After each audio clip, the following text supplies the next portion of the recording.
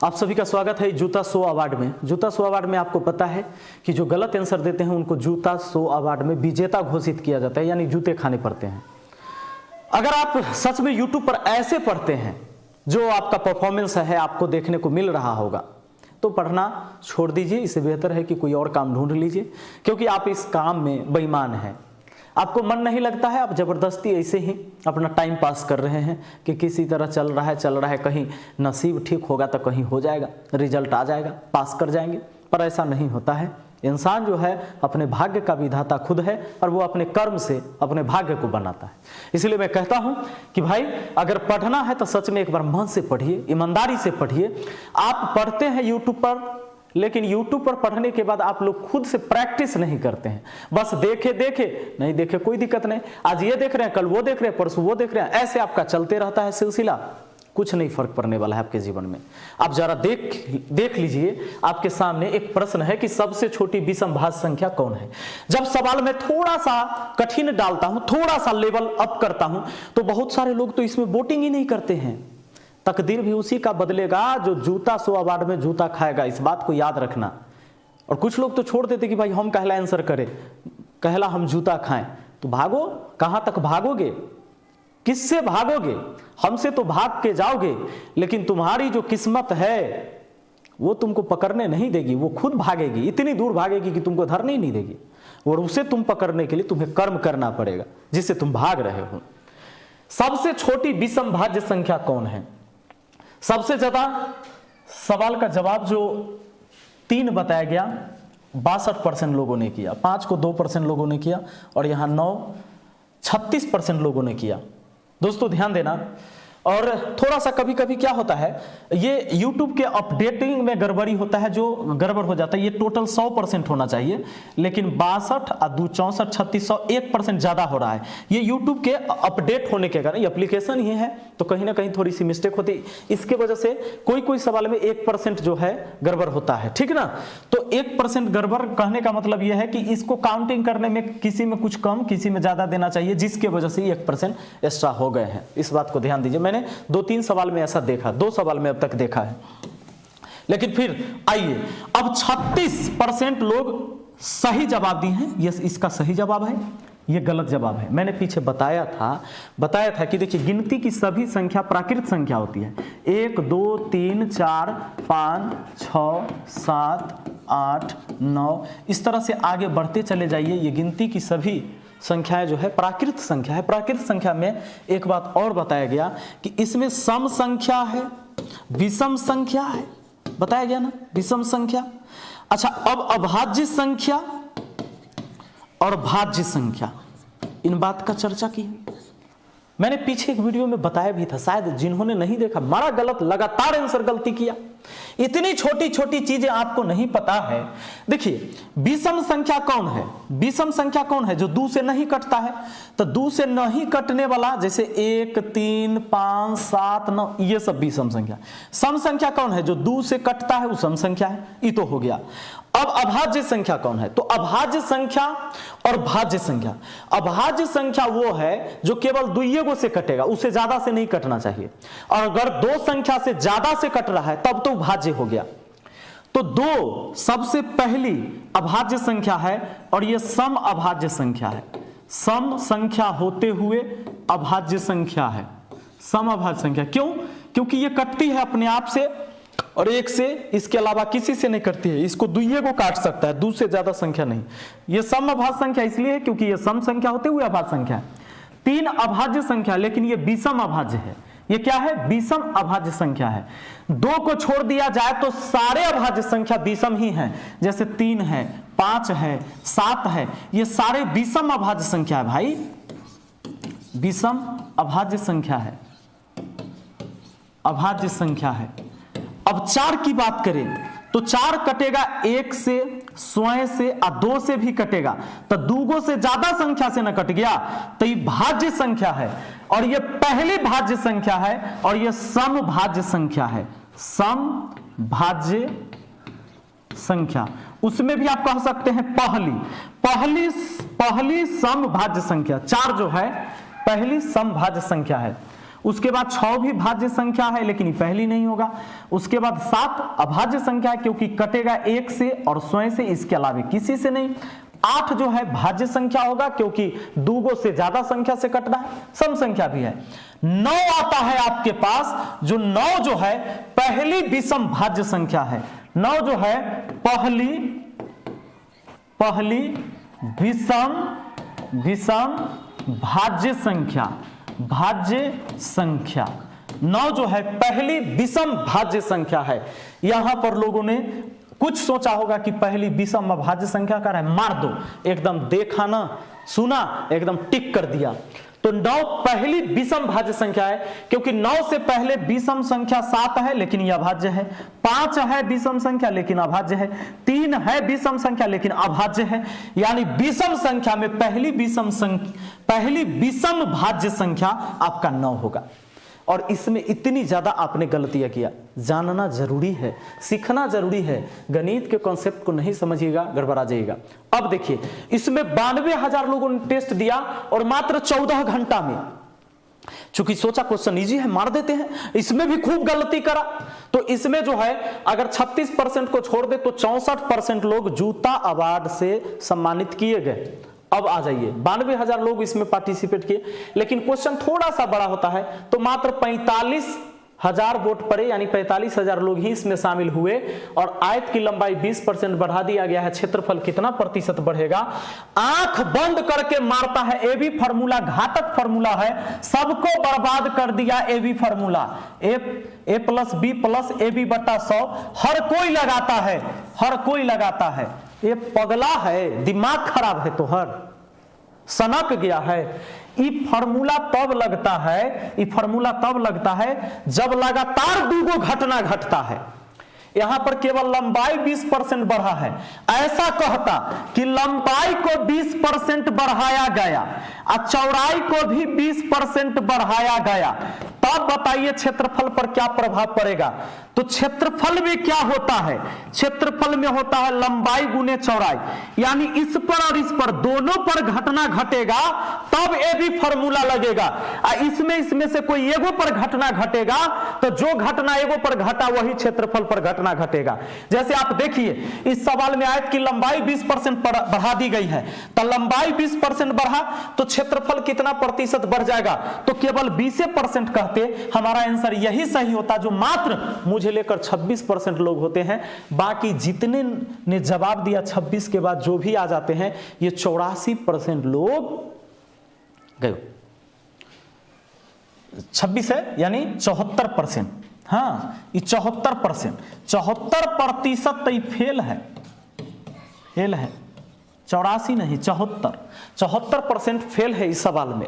अब देख लीजिए, माने 100 में से 26 लोग को पता है ये बात और किसी को नहीं पता है। अब देखो केवल लंबाई ना कह के चौड़ाई में भी कह देता कि 5% कमी कर दिया गया है, तो क्षेत्रफल में कितनी कमी आ गई? तो 5%। लेकिन जब ये दोनों पर घटना घटता है ना, तब ए बी फार्मूला लगता है। तब आप ये लगा सकते थे 20 प्लस 20 प्लस 20 गुना 20 बटा 100%। ये करते आप 2 0 से 2 0 काट देते, 20 हो गया 40, अब प्लस ये 2 दूना 4, अब होता 44% की वृद्धि क्षेत्रफल में। तब आंसर होता कब? जब लंबाई भी 20% बढ़ता, चौड़ाई भी 20% बढ़ता। अनहरा जैसे मारता है आंसर का जवाब।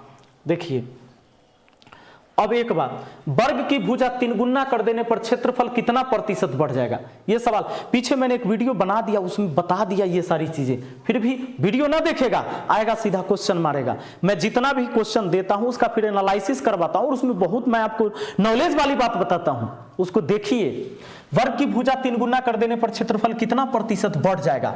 अब 3 गुना होने का क्या मतलब है? कोई भी चीज अगर सोचिए, कोई भी चीज 3 गुना हुआ यानी 1 से 3 हुआ, तब वृद्धि कितना के हुआ? 2 के। तो सोचिए कि प्रतिशत में कितना वृद्धि है। तो कोई चीज अगर 3 गुना होता है यानी 1 से 3 होता है, तो 2 की वृद्धि कितना पर? 1 पर। अरे 1 पर 2 के वृद्धि हुआ तब ना 3 हुआ। अब प्रतिशत में लाना है तो 100% से गुना, यानी 200% की वृद्धि हुई। 200% की वृद्धि होगी कब? जब कोई चीज 3 गुना हो रहा है। लेकिन यहां ध्यान देना, वर्ग की भुजा 3 गुना कर देने पर क्षेत्रफल कितना प्रतिशत बढ़ जाएगा? तो वर्ग का क्षेत्रफल का फॉर्मूला क्या होता है? भुजा स्क्वायर, और भुजा क्या किया गया है? 3 गुना, तो क्षेत्रफल कितना गुना हो जाएगा? भुजा के जगह 3 रखिए, क्योंकि भुजा 3 गुना किया है, स्क्वायर है तो स्क्वायर, यानी 9 गुना हुआ। सुनिए, क्षेत्रफल हो गया 9 गुना, भुजा 3 गुना करने से क्षेत्रफल 9 गुना हो गया, तो 800% की वृद्धि हुआ। जितना गुना हुआ ना उससे 1 कम करिए तो हुआ 8 और 100 सटाकर बोलिए 800%, इसको आंसर कहिए। अब देखिए इस चीज को कैसे निकालेंगे। इतना तो समझ गए कि भुजा 3 गुना हुआ, तो भुजा की जगह 3, स्क्वायर है तो स्क्वायर, 3 का स्क्वायर 9 गुना हुआ, क्षेत्रफल हुआ 9 गुना। तो कोई चीज 9 गुना होने का मतलब है कि अगर वो 1 रहा होगा तो 9 हो गया, 1 से 9 हुआ तो बढ़ा कितना? 8। तो 8 के वृद्धि कितना पर? 1 पर। अब प्रतिशत के लिए 100% से गुना, यानी 800% की वृद्धि हुआ। तो ये आपका जवाब सही हुआ। देखिए मात्र 22% विद्यार्थी सही जवाब किया, 78% विद्यार्थी यहां भी फेल है। अरे कथी पढ़ते हो भाई, क्या पढ़ते हो? YouTube पर बड़े बड़े क्लास चलते हैं, मैराथन क्लास में रहेगा, रात भर पगला सब मैराथन में, एकदम सुबह से शाम, शाम से रात, कहता है सुबह से लेकर शाम तक, शाम से लेकर रात तक, रात से लेकर सुबह तक, सुबह से फिर शाम तक पढ़ाई करो, वो पढ़ाई करो। पगला गया है, कुछ नहीं कर रहा है। ध्यान दीजिए, ऐसे ऐसे। अच्छा, इसमें किसी को माना नहीं, सब विद्यार्थी आता है यहाँ पोल करने के लिए। देखिए, किसी वृत्त की परिधि दुगुना कर दिया जाए तो क्षेत्रफल कितना प्रतिशत बढ़ जाएगा? अब देखिए, परिधि दुगुना, इस सवाल हम पढ़ा दिए हैं, पीछे पढ़ा दिए हैं। परिधि दुगुना करेगा, याद रखिएगा, त्रिज्या में, व्यास में, परिधि में सेम चेंजिंग होता है, सेम चेंजिंग होता है।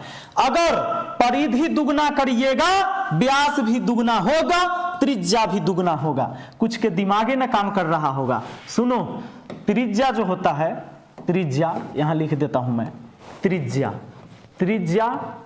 व्यास परिधि, त्रिज्या में r, अब व्यास में क्या होता है? 2 गुना r, और परिधि क्या होता है? 2 पाई r। लेकिन अगर क्षेत्रफल रहे तो ये अलग है। सुनिए, क्षेत्रफल क्या होता है? पाई r स्क्वायर मतलब r गुना r। तो जिस में एक बार r गुना में है ना, वही में समान परिवर्तन होता है। लीजिए, r इसमें एक बार, इसमें भी r एक बार, r इसमें भी एक बार, लेकिन क्षेत्रफल में r कितना बार? 2 बार। तो जब 2 बार घटना घटेगा तो ये भी फॉर्मूला। अगर कहता कि त्रिज्या को 5% बढ़ाया गया, व्यास कितना प्रतिशत बढ़ेगा? त्रिज्या 5% बढ़ा तो व्यास कितना प्रतिशत बढ़ेगा? तब 5% बढ़ेगा, एक के बार r है। अगर कहेगी त्रिज्या 5% बढ़ा है, परिधि कितना प्रतिशत बढ़ेगा? परिधि तो कहिएगा 5% बढ़ा, कहे कि इसमें भी r एक के बार है। लेकिन अगर कहे कि क्षेत्रफल कितना प्रतिशत बढ़ेगा, तो सुनिए 5% और फिर 5%, 2 बार लगातार घटना घट रहा है, तो ये भी फॉर्मूला लगा देना, 5 + 5 गुना 5 और बट्टा में 100। ये 5 5 हुआ 10, और ये 25 यहां चल गया दशमलव, यानी 10.25% आंसर ऐसा हो जाता। अगर त्रिज्या को 5% बढ़ाए तो क्षेत्रफल कितना प्रतिशत बढ़ेगा? तो ई जवाब हो गया आपका, देख लीजिए, समझे। लेकिन अगर परिधि 5% बढ़ेगा तो व्यास भी 5% और त्रिज्या भी 5%। कहता है किसी वृत्त की परिधि को दुगना कर दिया जाए तो क्षेत्रफल कितना प्रतिशत बढ़ेगा?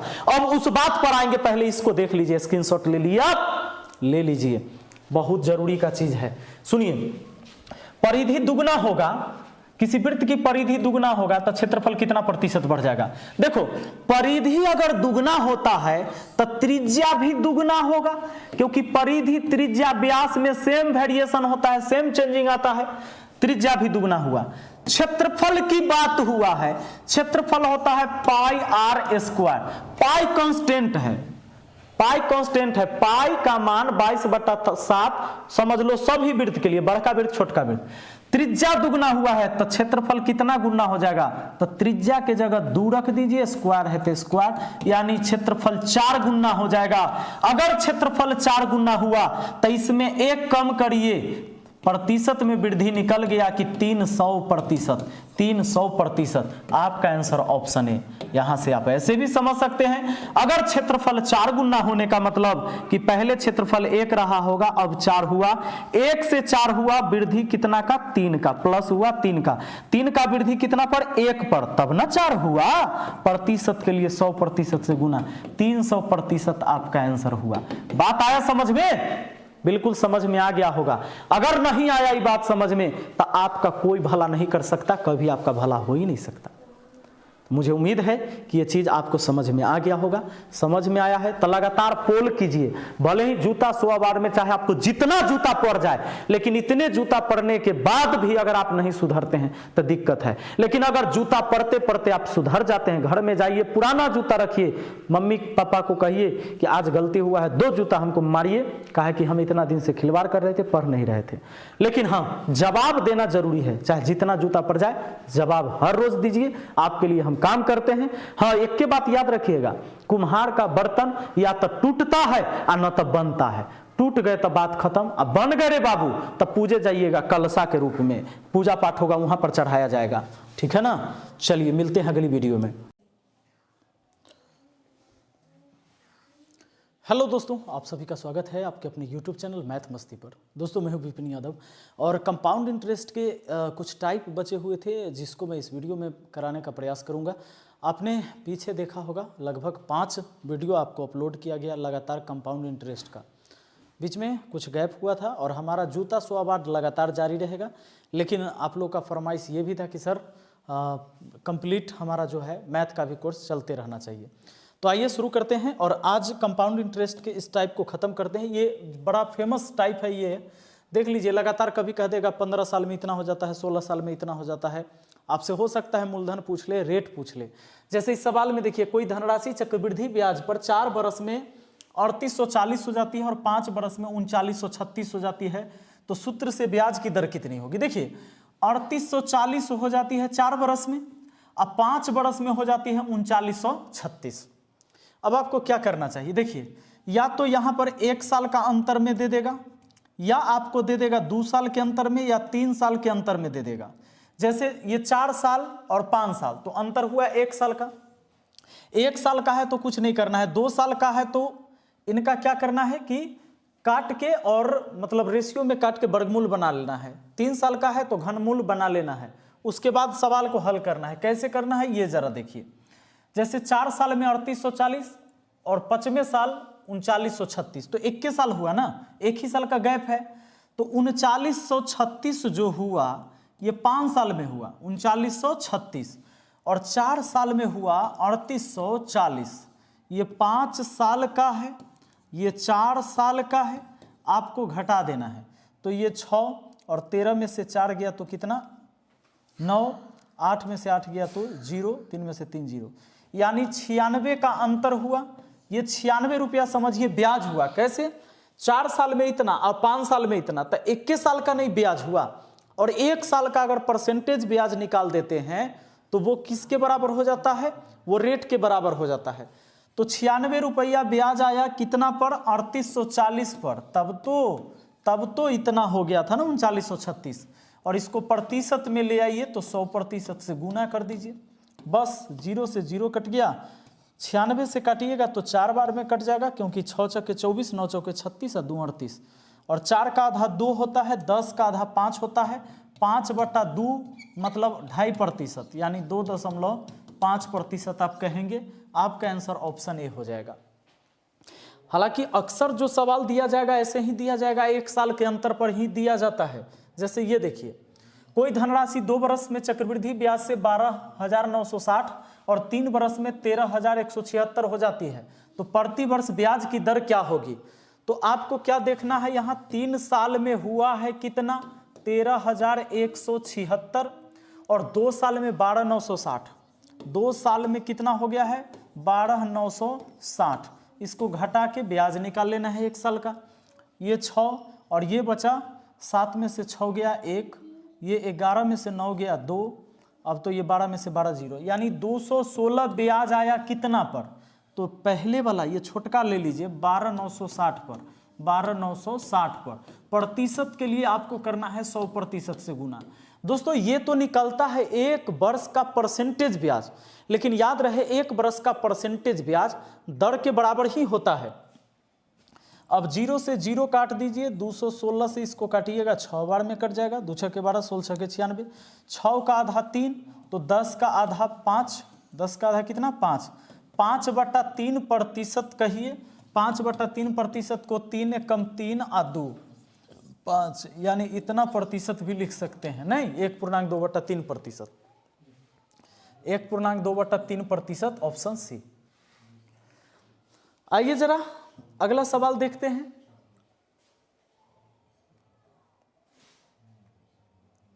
ध्यान दीजिएगा, प्रश्न है चक्रवृद्धि ब्याज पर उधार दी गई कोई धनराशि 2 वर्ष में इतना, 3 वर्ष में इतना, तो वार्षिक ब्याज की दर क्या होगी?